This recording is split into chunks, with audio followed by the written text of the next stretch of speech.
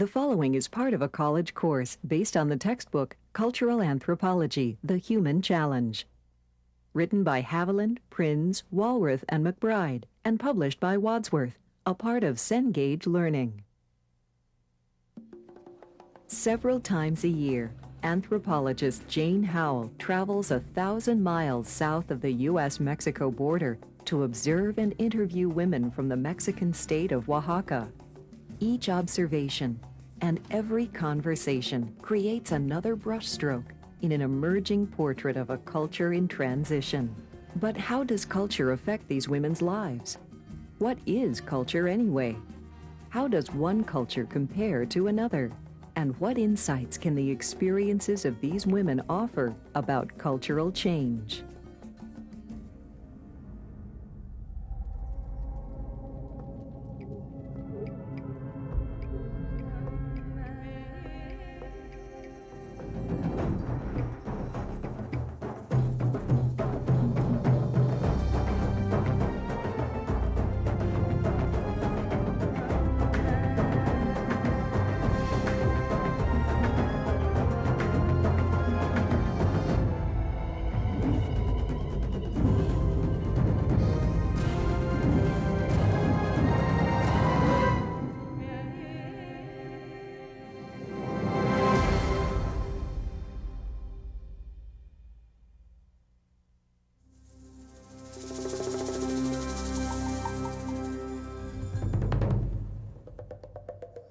Oaxaca, Mexico is a state that borders the Pacific Ocean in the southern part of the country.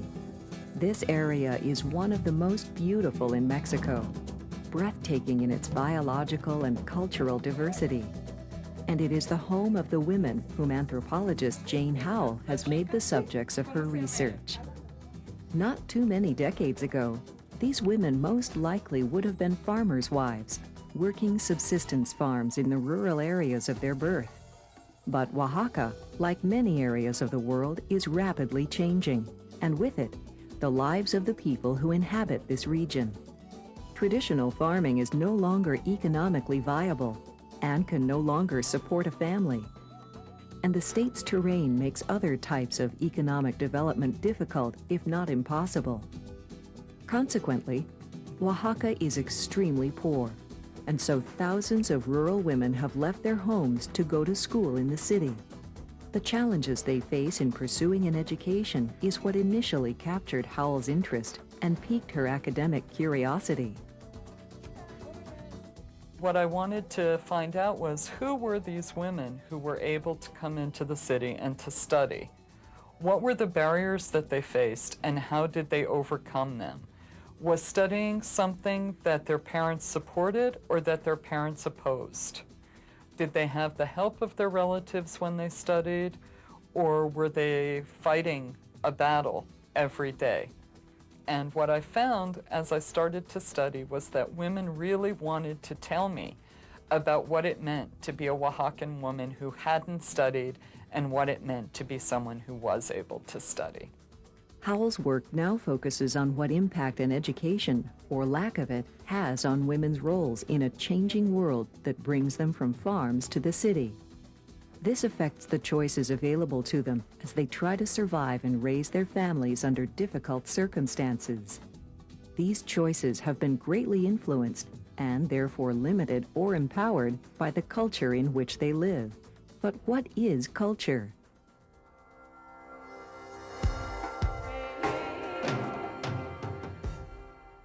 There are many different definitions of culture. The basic definition that I use is it is a dynamic system of adaptation. And it refers to a organized whole that includes beliefs, values, and ideas that both inform the people about the world in which we live and at the same time informs our practices. So our behavior follows from our perceptions of the world in which we live. So the culture is that organized whole that includes beliefs, ideas, and values, as well as the practices that follow from those ideas, beliefs, and values. It is culture that helps us to make sense of our world and tells us what behavior is appropriate in various situations. This is different from a society. which is an organized group of interdependent people who share a common territory, language, and culture, and who act together for collective survival and well-being. These two terms, culture and society, are often confused. One way to think of them is that society is the vehicle, a community of people that carries the set of values, beliefs, and practices that are culture. But it is a rare society these days that has a single culture. Most societies are comprised of many different ethnic groups. An ethnic group is really a group of people that shares a common sense of identity, very often therefore also has a common culture in the sense of a shared belief system, a shared language, very often a common ancestry, very often also a common origin. A history of immigration has produced dozens of ethnic groups in the United States. Latinos, African Americans, the Amish, Scandinavians, Italians, and others. Each exists around a set of common cultural ideas. Because they exist within a larger culture, these ethnic groups can be considered subcultures, a term applied to a distinctive set of standards and behavior patterns practiced by a group within a larger culture. When a society has many subcultures operating within it, it is called pluralistic. A pluralistic society is a society composed of many ethnic groups.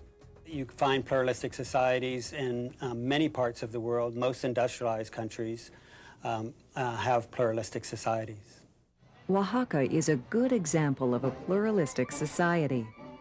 The multiple ethnic groups, such as the Zapotec, the Mitec, the Chitino, are a result of its unique geography.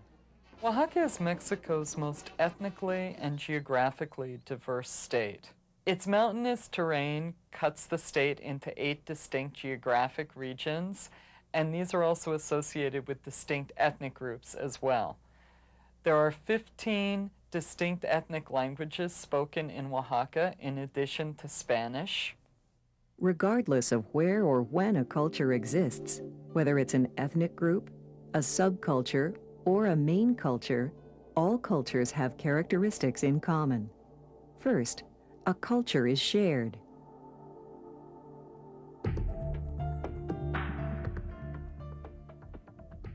When we say culture is shared, that really builds on the idea that humans are social creatures in the sense we cannot live by ourselves. We need groups. So we're not solitary animals, we're group animals. And because we're group animals, we live in societies that are structured, organized wholes in which each individual has a place. It is culture that makes the behavior of an individual intelligible and predictable to others. Tourists attending a local festival may feel confused by aspects of the festivities that local residents easily understand. Their cultures provide the framework for interpreting what is happening there and in other areas of their lives. This framework includes shared values and ideas that guide behavior. One important and universally shared element of culture is the agreement about roles based on gender, not to be confused with an individual's sex. Sex is really when we are looking at the biological distinction between male and female. When you look at gender, we think in terms of social roles that we in our culture attribute either to male or to females. So feminine behavior or masculine behavior, that tells us something about what our culture expects from someone who is biologically male or biologically a female. A good example of how a traditional gender division, men are soldiers, women are not, was broken by women entering into the armed forces several decades ago. And now the last barrier, women now also entering into combat operations that they weren't involved in earlier. In Russia, however, women in World War II, for example, were actively involved in combat operations, also in Vietnam, during the Vietnam War. So you see, these things are not static per culture, they change. A Oaxacan girl learning to weave is conforming to the gender roles of her culture.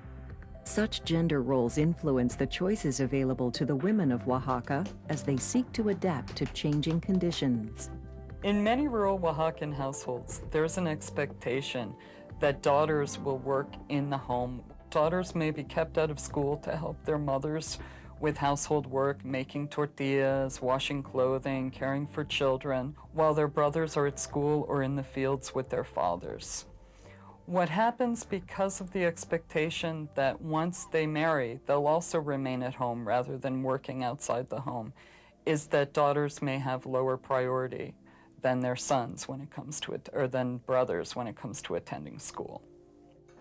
Whether a Oaxacan woman will actually remain at home or leave to work in the city is no longer a given. Either way, she will be instrumental in carrying out the second characteristic of culture. It is learned. A society's culture is passed on from generation to generation in a process called enculturation. Culture is learned and shared from one generation to the next in a number of different processes. In the earliest stages, mothers caring for their children pass on certain ways of acting and thinking. And later on, culture is passed on through interaction with peers, through media, and through other mechanisms. In rural Oaxaca, the family is responsible for socializing children. And by the family, I mean the parents, the elder siblings, grandparents, aunts and uncles. In many of the communities, individuals are related by blood and by marriage, and they all play a role in making sure that children learn. Children learn through informal education in the homes what's expected of them in terms of family life and providing for their families, contributing to the household. The schools also play an important role in teaching children what's expected of them as Mexican citizens. The third characteristic of culture is that it is based on symbols.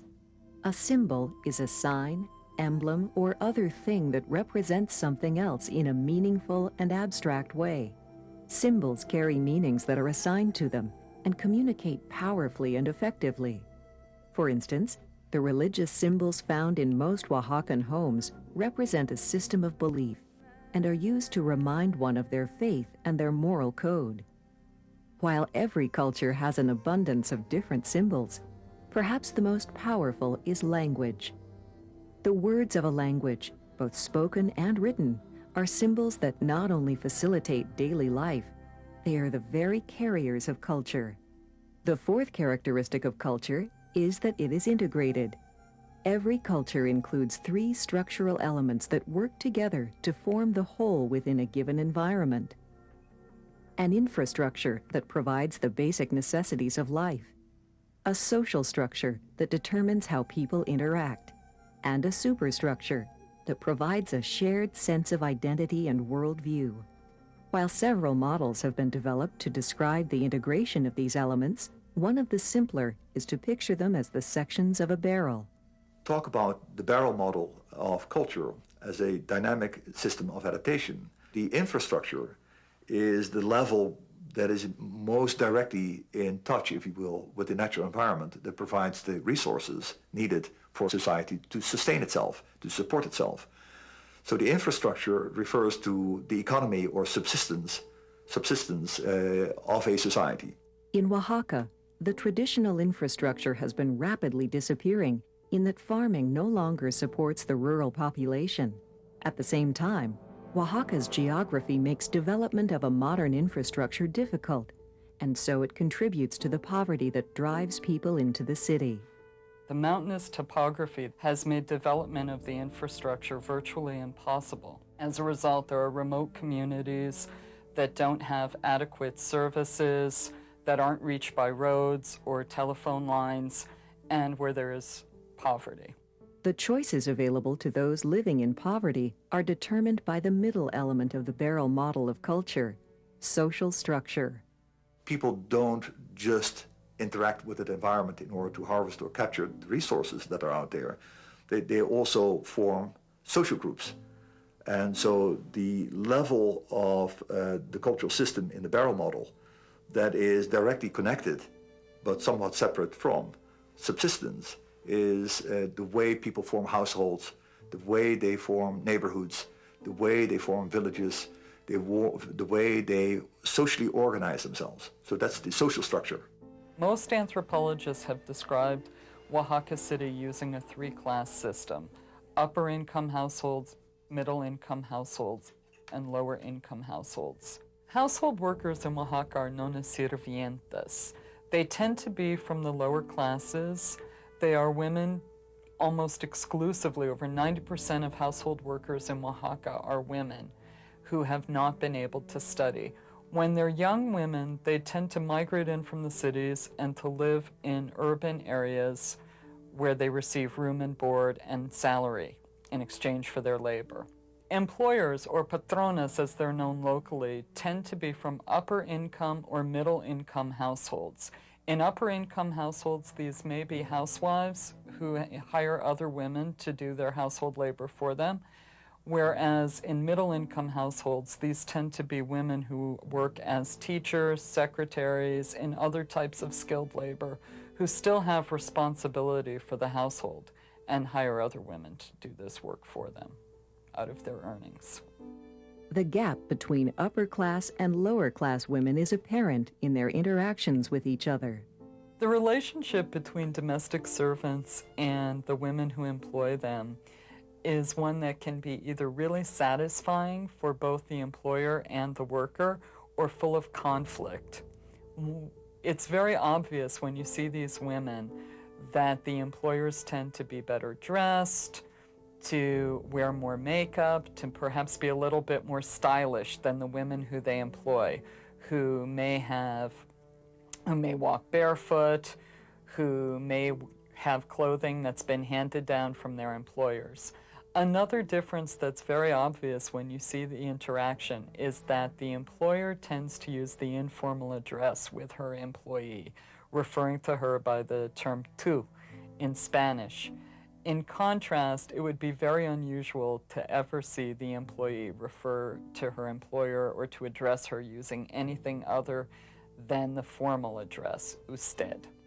But as different as servienta and patrona may seem to be, they both share the ideas and values that comprise the superstructure of their culture.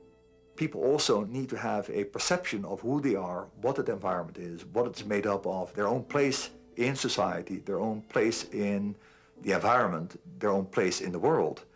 So the whole system of ideas, the whole system of beliefs and values of how to behave, how not to behave, to judge what is good, to judge what is not good, to judge what to do when, to whom.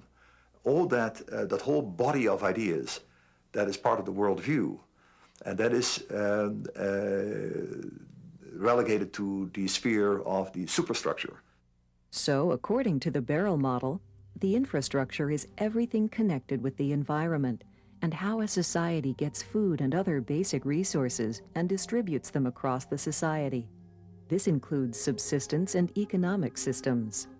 The social structure refers to all the ways the society structures itself in terms of kinship, gender roles, and other types of groupings, political organization, social classes, and so on. The superstructure is what we might call the mental stuff of culture, such as religion and other belief systems, values, and symbolic systems.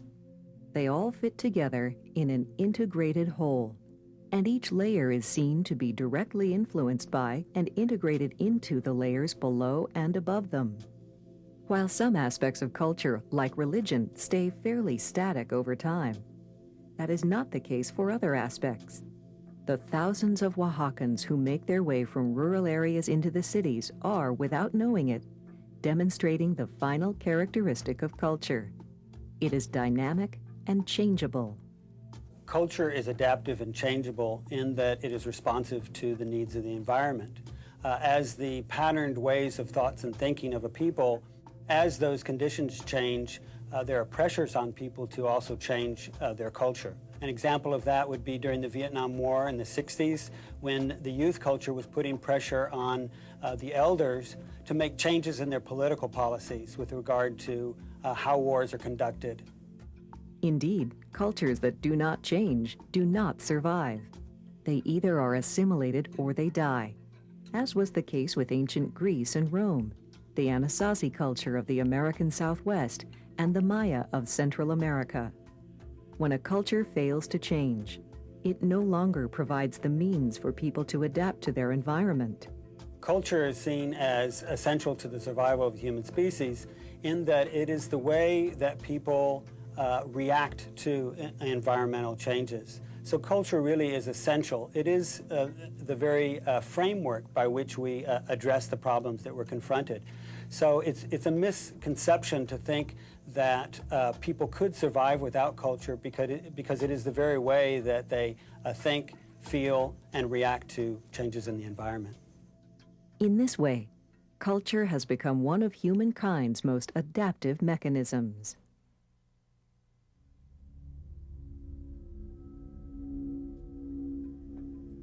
Cultural adaptation is different from biological adaptation in that it is much more responsive to changes in the environment. Biological adaptation, the most obvious example being evolution, takes many thousands and millions of years to happen. Cultural change can be quite rapid and be in response to political or social needs. Cultural adaptation means that being a woman in Oaxaca does not mean the same thing that it did a few decades ago, or will a few decades from now. Gender roles are changing as the rest of society changes.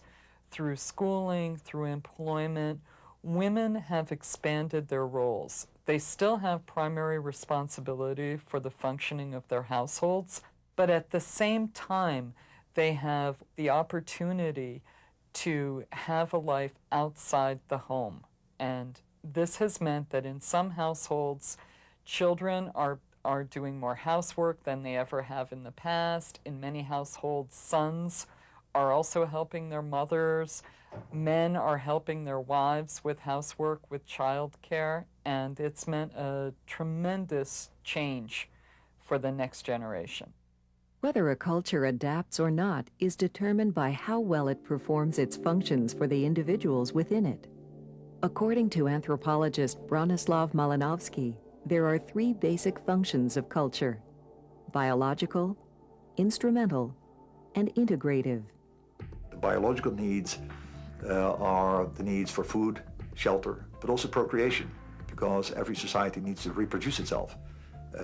So the sexual needs and the result of sexuality, namely the birth of the next generation, is all part of what he called the biological needs.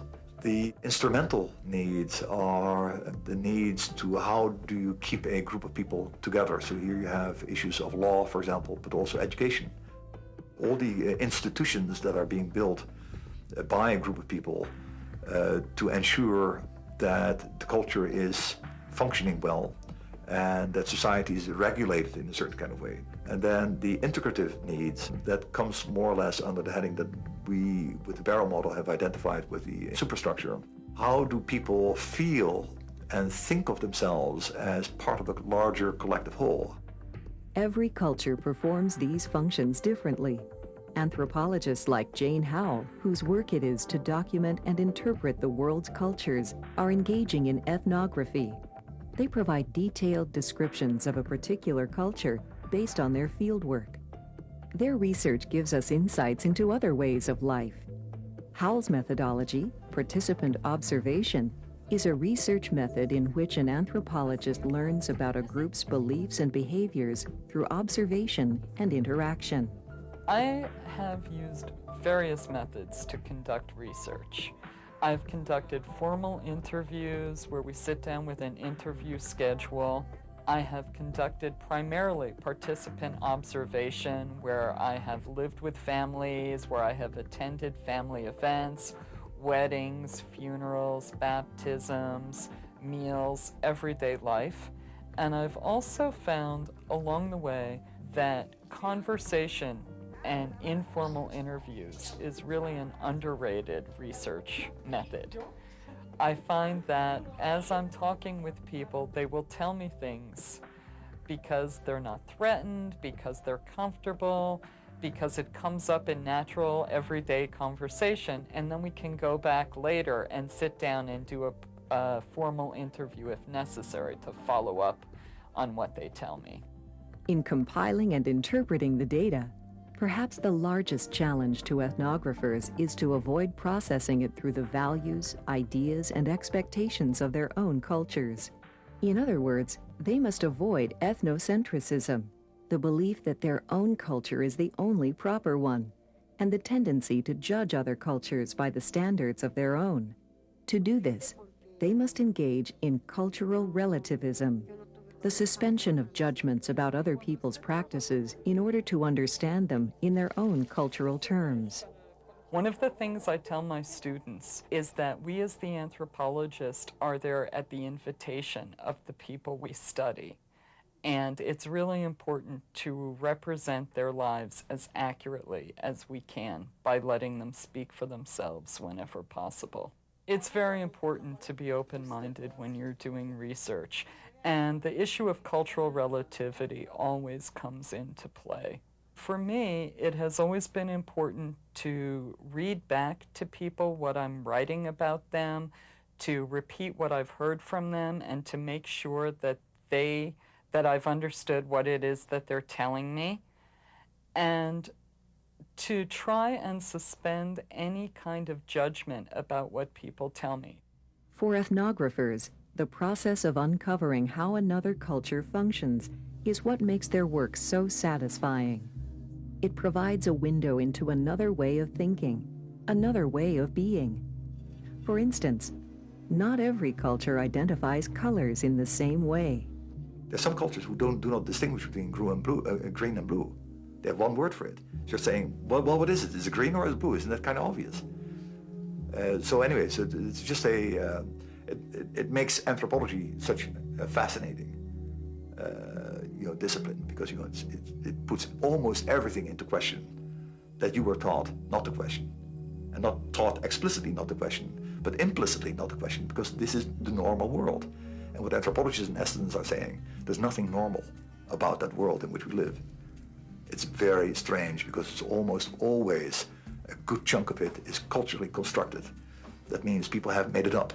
It's invented, but invented often for a good reason. So Howell's investigation into Oaxacan culture provides more than a window into how someone from another culture lives, thinks, and feels. Ultimately, such studies provide insight into our own cultures and how they provide the framework upon which we build our lives.